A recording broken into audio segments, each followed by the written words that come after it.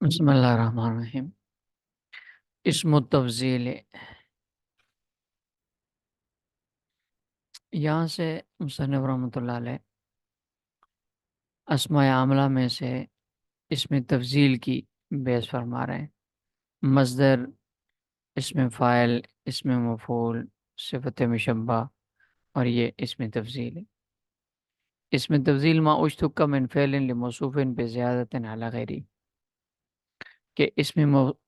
تفضیل وہ اسم ہے جس کو فعل یعنی مصدر سے بنایا گیا ہو اور ایسی ذات پر دلالت کرے جس میں مصدری معنی دوسروں کے مقابلے میں زیادہ پایا جاتا ہو۔ ما اشتق من فعل، جو مصدر سے بنایا گیا ہو، لموصوف، ایسی ذات کے لیے، بزیادت علی غیری، جس میں مصدری معنی دوسرے کے مقابلے میں زیادہ پایا جاتا ہو۔ وہو افعل، اسم تفضیل کا وزن ہے مذکر کا افعل، اور مؤنث کا ہے فعل۔ اضرب اضربان اضربون اضارب ضرب، والمؤنث منه ضربا ضربا، یعنی فعل کا وزن ہے اسم تفضیل مؤنث واحد کا، اور افعل اسم تفضیل مذکر واحد کا وزن ہے۔ وشرطہ، یہاں سے مصنف اسم تفضیل کے صیغے کی شرائط بیان فرماتے ہیں کہ اسم تفضیل کے صیغے جس لفظ سے اسم تفضیل بنایا جائے گا اس کے لیے ضروری ہے کہ وہ ثلاثی مجرد کا ہو، اور دوسری شرط یہ ہے کہ لیس بلون ولا عیب، ثلاثی مجرد میں بھی یہ ضروری ہے کہ وہ ایسے لفظ کا ہو جو رنگ اور ظاہری جو جسمانی عیوب ہیں ظاہری طور پر ان کے معنی اس میں نہ پائے جاتے ہوں، جیسے کالا ہونا، گورا ہونا، سفید ہونا وغیرہ، یہ رنگ اس میں نہ مائے جاتے ہو۔ تو شرط اس کے لیے شرط یہ ہے کہ ایبنا میں ثلاثی مجرد، ثلاثی مجرد سے بنایا جائے، لیوم کے نہ من ہو، تاکہ افعالوں کا صیغہ اس ثلاثی مجرد سے بنانا آسان ہو، کیونکہ ثلاثی مجرد کے علاوہ باقی الفاظ سے افعالوں کا وزن اس کے جو حروف اصلی ہیں ان کو برقرار رکھ کر نہیں بنایا جا سکتا، اور حذف کریں گے تو دوسرے الفاظ کے ساتھ التباس لازم آتا ہے، لیکن ثلاثی سے آسان ہوتا ہے۔ اور دوسری لیس بلون والا عیبن، عیب سے مراد ظاہری عیوب ہیں جسمانی طور پر۔ لأن منہ ما افعل لغیرہ، اس لیے کہ رنگ اور عیب کے جو الفاظ ہیں ان میں جو افعلوں کا وزن استعمال ہوتا ہے وہ اسم تفضیل کے لیے نہیں ہوتا، بلکہ غیر اسم تفضیل یعنی فی نفس ہی وصف بیان کرنے کے لیے آتا ہے۔ مثلا کالا ہونا، اسود، اسود کا معنی یہ نہیں کہ دوسرے کے مقابلے میں زیادہ کالا ہے، اسود کا مطلب ہے کہ خود کالا ہے، کالے پن کو، کالے وصف کو بیان کرنے کے لیے۔ احمر سرخ، ابیض سفید، ارزق نیلا، تو ان میں افعل کا لفظ استعمال ہوتا ہے خود اس رنگ کی کیفیت بیان کرنے کے لیے، دوسرے کے مقابلے کے لیے استعمال نہیں ہوتا۔ مثل زید افضل الناس، یہ اسم تفضیل کا کی مثال ہے کہ اسم افضل یہ اسم تفضیل ہے، اور فضل یفضل مجرد سے جس میں رنگ اور عیب وغیرہ کا معنی نہیں پایا جاتا۔ فَإِنْ قُصِدَ غَيْرُ تُوصِّلَ إِلَيْهِ بِأَشَدُّ، مصنف فرماتے ہیں کہ اگر جن ابواب کا اس میں تفضیل نہیں آتا یا جن الفاظ سے اس میں تفضیل نہیں بنایا جا سکتا افعالوں کے وزن پر، اگر آپ ان الفاظ سے یا ان ابواب سے اس میں تفضیل والا معنی ادا کرنا چاہتے ہیں تو اس کا طریقہ یہ ہے کہ پہلے اشد اور اس طرح کے اکثر وغیرہ، اس طرح کے ایسے الفاظ جو کثرت پر، اضافے پر دلالت کرتے ہوں، کثرت پر دلالت کرتے ہوں، ان کو پہلے ذکر کیا جائے، اور پھر جس لفظ کا یا جس باب کا آپ نے اس میں تفضیل بنانا ہو اس کو مصدر بنا کر بعد میں ذکر کر دیں، مصدر منصوب بنا کر، اور اس کی نسب جو ہوگی وہ تمیز کی وجہ سے ہوگی۔ مثلا اشد استخراجن، اشد بیازن، اشد امن وغیرہ ذالک۔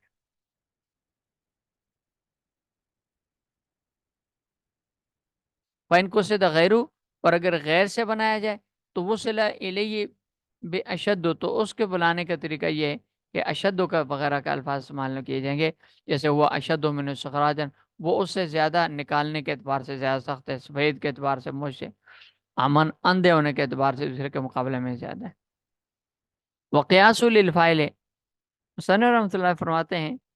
کہ قیاس کے مطابق اس میں تفضیل فاعلیت والے معنی کے اضافے کو بیان کرنے کے لیے آتا ہے،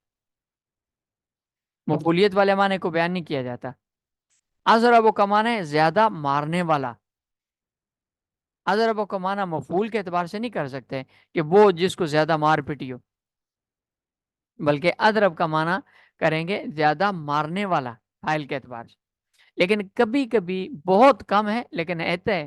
آتا ہے کبھی کبھی اس میں مفعول کے معنی کو بھی زیادتی کے ساتھ بیان کرنے کے لیے اس میں تفضیل استعمال کیا جاتا ہے، جیسے، لیکن یہ قیاسی نہیں ہے بلکہ سماعی ہے، عربوں سے جو سنے گئے ہیں ان الفاظ کو استعمال کیا جائے گا، اور ان میں سے چند مصنف نے بیان کیے، جیسے مثلا آزارو، بہت زیادہ معذور، فلاں کے مقابلے میں زیادہ معذور ہے، اس کا عذر اچھا ہے۔ الومو، بہت زیادہ ملامت کیا ہوا۔ اشغلو، بہت زیادہ مشغولیت والا۔ اشرو، بہت زیادہ شہرت والا۔ وَيُسْتَعْمَلُ عَلَىٰ أَحَدِ أَوْجِهِ ثَلَاثَةِ أَوْجُهٍ، اس میں تفضیل کا استعمال تین طریقے سے ہوتا ہے۔ نمبر ایک، مضاف ہو کر، زید افضل الناس، من کے ساتھ، افضل من بکرن، معرب لام ہو کر، زید الافضل۔ لا يجوز، فلا يجوز زید الافضل من عمر، مصنف فرماتے ہیں کہ ان ترین طریقوں میں سے دو کو یا تینوں کو اکٹھا کر کے ذکر کرنا جائز نہیں ہے، کہ زید افضل من عمرن، زید الف لام کے ساتھ بھی افضل، اس کی تفصیل بھی ذکر کر دیا اور من کو بھی جمع کر دیا، ایسے نہیں ہو سکتا۔ اسی طرح لا زید افضل الا، ولا زید افضل الا، ولا زید افضل بھی جائز نہیں ہے، یعنی جس طرح اس میں تفضیل کو تین طریقوں میں سے دو طریقے اکٹھے کر کے، تین طریقے اکٹھے کر کے استعمال کرنا جائز نہیں ہے، کیونکہ ایک طرح جب اس کو استعمال کر لیا تو دوسرے کی ضرورت ہی نہیں رہتی، تو اسی طرح یہ بھی جائز نہیں ہے کہ اس میں تفضیل کو تینوں سے خالی کر کے استعمال کریں، جیسے لا زید افضل، زید افضل، اب افضل اس میں تفضیل ہے تو اس کو من کے ساتھ استعمال ہونا چاہیے تھا، وہ بھی نہیں ہے، الف لام کے ساتھ ہونا چاہیے تھا، وہ بھی نہیں ہے، اضافت کے ساتھ ہونا چاہیے تھا، وہ بھی نہیں۔ ہاں البتہ اس لیے یہ زید افضل تو نہیں کہہ سکتے، البتہ ایک صورت ہے کہ اگر مفضل علیہ معلوم ہے تو پھر کہہ سکتے ہیں، جیسے اللہ اکبر، اکبر اس میں تفضیل ہے تو تینوں طریقوں سے خالی ہے، نہ الف لام ہے اس پہ، نہ مضاف ہے یہ، اور نہ من استعمال ہوئے، اس لیے کہ مفضل علیہ سب کو معلوم ہے کہ اللہ کے علاوہ سب مفضل علیہ ہیں، اللہ ہر چیز سے بڑا ہے، اللہ اکبر ای اکبر من کل شیء، فَإِذَا أُضِيفَ فَلَهُ مَعْنَى، یعنی مصنف فرماتے ہیں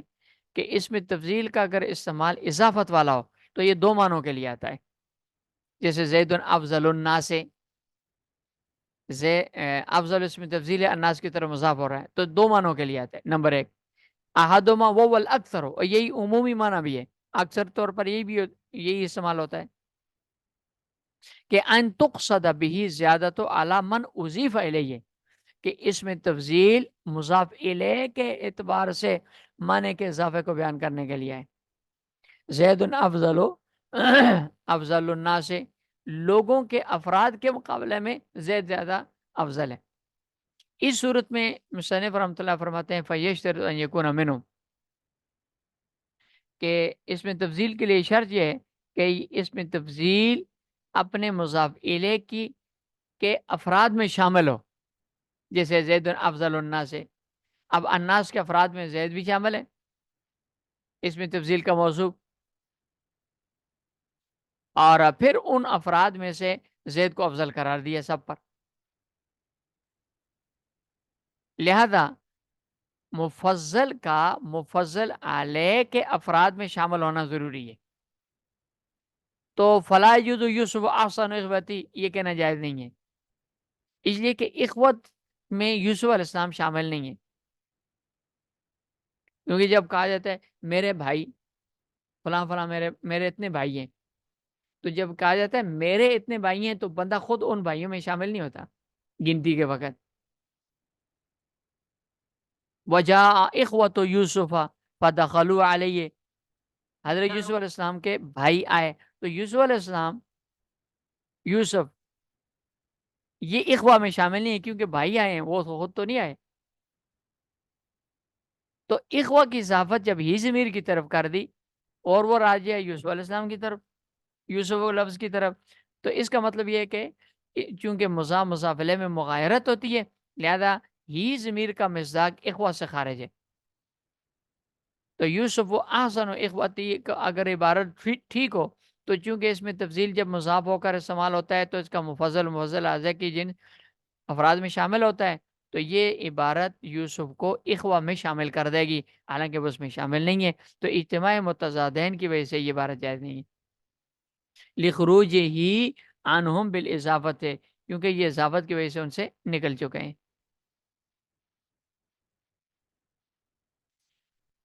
وثانی ان تقصد زیادۃ مطلقۃ، دوسری صورت یہ ہے کہ دوسرا معنی یہ ہے کہ مطلق اضافہ کے لیے استعمال کیا جائے اس کو. تو ایسی صورت میں یضاف للتوضیح ہے کہ اس میں تفضیل کی اضافت جو ہوگی ماں بعد کی طرف مفضل علیہ کی طرف، یہ مفضل کی صرف وضاحت کے لیے ہوگی بس، اور کوئی کام نہیں ہوگا، اخراج کے لیے نہیں ہوگی. جیسے لہذا اس تفصیل کے معنی کے اعتبار سے یہ جوز یوسف و احسن و اخواتی یہ جائز ہے. اس لیے کہ اخوا کی طرف اضافت ہی ضمیر کی طرف اس صورت میں یہ صرف اور صرف یوسف کی وضاحت کے لیے ہوگی، باقی کسی کام کے لیے نہیں.